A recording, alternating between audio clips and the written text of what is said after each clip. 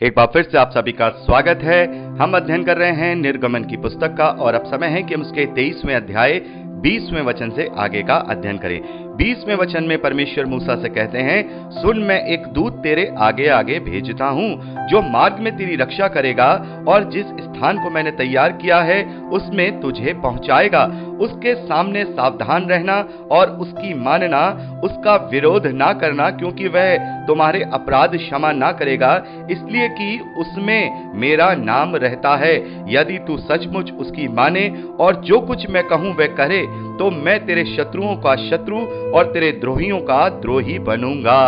मेरे प्यारे भाई बहनों, यहाँ पर हम देखते हैं कि परमेश्वर मूसा से कहते हैं कि तुम्हारे साथ साथ मेरा एक दूत चलेगा और वो तुम्हारी रक्षा करेगा और वो तुम्हें वो जगह मैंने जो तैयार की है वो तुम्हें वो बताएगा, तुम्हें वहां तक पहुंचाएगा और उसके सामने तुम सावधान रहना और उसका विरोध मत करना। वो तुम्हारे अपराध क्षमा नहीं करेगा क्योंकि उसमें मेरा नाम रहता है। तो ये कौन सा दूत है? मेरे प्यारे भाई बहनों, बहुत सारे स्कॉलर्स हैं, इसके बारे में अलग अलग राय रखते हैं। बहुत सारे लोग इसे स्वर्गदूत से जोड़ते हैं कि इजराइल की मंडली के साथ साथ स्वर्गदूत चलता था। लेकिन मेरे प्यारे भाई बहनों, यहाँ पर जब हम इसका अच्छे से अध्ययन करते हैं तो यहाँ पर हम देखते हैं कि यहाँ लिखा है कि वह तुम्हारा अपराध क्षमा ना करेगा।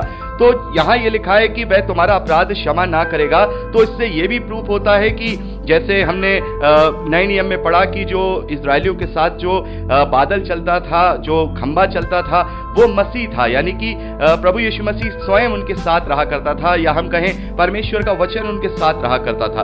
तो यहाँ पर यह भी साबित होता है कि यहाँ ये जो दूत के विषय में बात कर रहे हैं ये प्रभु यीशु मसीह नहीं है। बहुत सारे प्रचारक हैं जो इसके विषय में बात करते हैं कि ये जो दूत है मसीह के रूप में लेके चलते हैं, लेकिन यहाँ जो ये लिखा है कि वह तुम्हारा अपराध क्षमा ना करेगा इसलिए कि उसमें मेरा नाम रहता है, तो ये मसीह नहीं है, क्योंकि मसीह ने हमें हमारे अपराध क्षमा किए हैं। जैसा कि हमने यूहन्ना के सुसमाचार 3वें अध्याय में पढ़ा है कि प्रभु ने कहा कि मनुष्य का पुत्र इसलिए नहीं आया कि लोगों को वो दंड दे, बल्कि दंड नहीं दे, उनको वो उद्धार दे, उसके द्वारा लोगों को क्षमा मिले। तो प्रभु यीशु मसीह ये वो नहीं है। तो ये दूत कौन है? मेरे प्यारे भाई बहनों, ये स्वर्गदूत भी नहीं है, क्योंकि हम आगे कोई ऐसा रेफरेंस नहीं पाते हैं कि कोई स्वर्गदूत उनसे बात कर रहा है या स्वर्गदूत। तो ये दूत कौन है? मेरे प्यारे भाई बहनों, ये दूत वो व्यवस्था है जो मूसा को दी गई है। जहां तक मैंने अध्ययन किया है पवित्र आत्मा की अगुवाई में, मुझे यही रिवीलेशन मिला है कि ये जो आगे आगे जो दूत चल रहा है ये लिखित व्यवस्था है, क्योंकि लिखित व्यवस्था में परमेश्वर का नाम रहता है और उस लिखित व्यवस्था में वो सारी बातें उन्हें बताई गई हैं जिसके द्वारा वो वहां पहुंचेंगे, उस जगह पर पहुंचेंगे। और अगर व्यवस्था का वो लोग विरोध करेंगे या व्यवस्था की बात नहीं मानेंगे तो व्यवस्था के अनुसार फिर उन्हें क्षमा नहीं किया जाएगा। व्यवस्था ही है, और इस बात को अच्छे से हमें पौलुस ने समझा दिया है कि व्यवस्था एक तरीके से शाप का कारण है। यदि हम व्यवस्था की एक बात में भी चूक जाएंगे तो व्यवस्था कहती है कि श्रापित है वो जो व्यवस्था का पालन करने में पूरी तरह से योग्य नहीं होता है। तो ये जो आगे आगे जो ये दूत चल रहा है ये परमेश्वर की विधि विधान, उसकी आज्ञाएं, उसके नियम, ये एक तरीके से देखा जाए वो सारी व्यवस्थाएं और वो सारे हुक्म हैं जो परमेश्वर ने मूसा को दिए हैं, और वो ही आगे आगे चलता है। और आगे हम देखते हैं कि इस सारी वाचा का जो एक निशानी है वो वाचा के संदूक के रूप में भी परमेश्वर उनसे कहेंगे कि भाई एक वाचा का संदूक बनाओ, और जिसके विषय में हमने इब्रानियों की पत्री 9वें अध्याय में भी पढ़ा था कि वाचा का संदूक, उसके अंदर वो परमेश्वर के जो 10 हुक्म की जो पट्टियां हैं वो रहा करती थी, हारून की छड़ी रहा करती थी, और जो मन्ना इजरायलियों ने जंगल में खाया था उसमें से एक मर्तबान में वो भी उसके अंदर रखा जाता था, और वो पूरा सोने का मड़ा हुआ वो बक्सा होता था। उसके ऊपर 2 अभिषिक्त करूब, छाने वाले करूब पंख फैलाए हुए बने हुए थे। आगे हम इसका डिस्क्राइब करेंगे। तो यहाँ पर हम देखते हैं कि ये परमेश्वर की व्यवस्था है। इस व्यवस्था के अनुकरण के साथ ही आगे आगे चलना है, यानी कि अब जैसे कि मसीह विश्वासी हैं उनके पास तो प्रभु की शिक्षाएं हैं और प्रभु की शिक्षाओं का अनुसरण करते हुए वो आगे अपने जीवन में चलते हैं। यहाँ इजरायलियों को परमेश्वर की एक लिखित व्यवस्था दी गई है। यही व्यवस्था परमेश्वर का वो दूत है जो इजरायलियों का मार्गदर्शन कर रहा है, यानी कि इजरायली इस व्यवस्था के अनुसार ही अपने आगे आने वाले जीवन को जिएंगे और परमेश्वर के हुक्म से वो उस प्रतिज्ञा के देश में पहुंचेंगे जो फिजिकल प्रतिज्ञा का देश है, जिसे हम इजराइल के नाम से जानते हैं। आगे लिखा है, इसी रीति मेरा दूत तेरे आगे आगे चलकर तुझे इमोरी, हित्ती, परिची, कनानी, हबीबी, यबूसी लोगों के यहाँ पहुंचाएगा और मैं उनका सत्यानाश कर डालूंगा। उनके देवताओं को दंडवत ना करना और ना ही उनकी उपासना करना, ना उनके जैसे काम करना, वरन उनकी मूर्तों को पूरी रीति से नष्ट कर डालना और उन लोगों की लाटों को भी टुकड़े टुकड़े कर देना। तो यहां परमेश्वर एक बार फिर से सावधान कर रहे हैं यहूदियों को, इजरायलियों को, कि तुम जब भी जाओगे और जब ये दूत तुम्हारे आगे चलेगा, जो मेरा सामर्थ तुम्हारे साथ चलेगा, जो व्यवस्था के रूप में दिया गया है, वो तुम्हें हर एक जाति के ऊपर विजयी करता हुआ तुम्हें आगे ले जाएगा। और ये जो जितने भी हैं जो मेरे विरोध में ये सारी जातियां हैं, मैं इनको नष्ट कर डालूंगा। लेकिन तुम उनकी रीतियां मत अपनाना, उनकी रीतियां मत अपनाना, उनके देवी देवताओं को ना अपनाना। और हम देखते हैं कि बहुत सारे ऐसे लोग आज भी होते हैं मसीह विश्वासियों में जो अपने पुराने विश्वास को नहीं छोड़ पाते हैं, या फिर किसी नए कल्चर में जाते हैं तो उस नए कल्चर में वो उसमें रज जाते हैं, उसमें बस जाते हैं। लेकिन नहीं, यहां पर परमेश्वर ने कहा है कि तुम इस तरीके से जाति जाति के लोगों के बीच में से होकर के जाओगे, कहीं ऐसा ना हो कि तुम्हें कोई कल्चर उनका अच्छा लग जाए, कोई बात उनकी पसंद आ जाए तो उन्हें तुम ऑक्युपाई कर लो। तुम्हें ऑक्युपाई नहीं करना है, बल्कि तुम्हें पूरी रीति से उनकी रीतियों को, उनके देवी देवताओं को, उनकी सारी चीजों को वहां नष्ट कर डालना है। और यहां पूरी रीति से लिखा है कि पूरी रीति से उन्हें सत्यानाश कर डालना, उन्हें नष्ट कर डालना, उन लोगों की लाटों के टुकड़े टुकड़े कर डालना। लाटों मतलब उनके जो स्तंभ हैं, उनके जो स्तंभ हैं जिन पे वो सारी रीतियां टिकी हुई हैं, वो सारे के सारे उन्हें भी नष्ट कर देना। आगे लिखा है, तू अपने परमेश्वर यहोवा की ही उपासना करना, वह तेरे अन्न जल पर आशीष देगा और तेरे बीच में से रोग दूर करेगा।